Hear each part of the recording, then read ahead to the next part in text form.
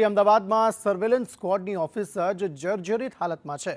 કાલુપુરમાં આવેલું સ્ક્વોડનું બિલ્ડિંગ જર્જરિત હાલતમાં છે, ત્યારે આ બિલ્ડિંગ જર્જરિત થતાં એસ્ટેટ વિભાગ દ્વારા નોટિસ આપવામાં આવી છે।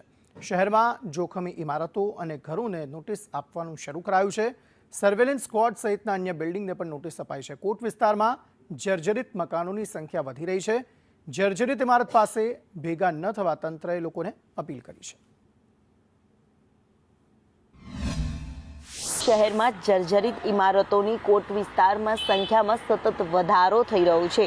સાથે જ ચોમાસા દરમિયાન અનેક ઇમારતો ધરાશાયી થવાના ઘરો પડવાની પણ ઘટનાઓ પ્રકાશમાં આવતી હોય છે। ત્યારે તાજેતરમાં જ એસ્ટેટ વિભાગ દ્વારા હવે એક્શન લેવામાં આવી રહ્યા છે।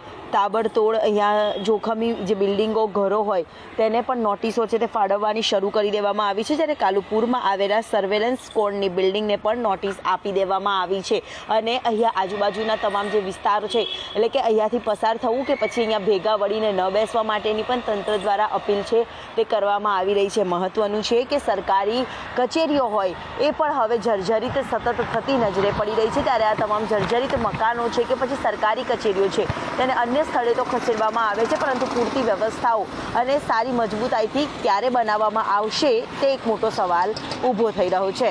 કેમેરામેન મનીષ વાણિયા સાથે દિવ્યા ચૌહાણ, સંદેશ ન્યૂઝ, અમદાવાદ।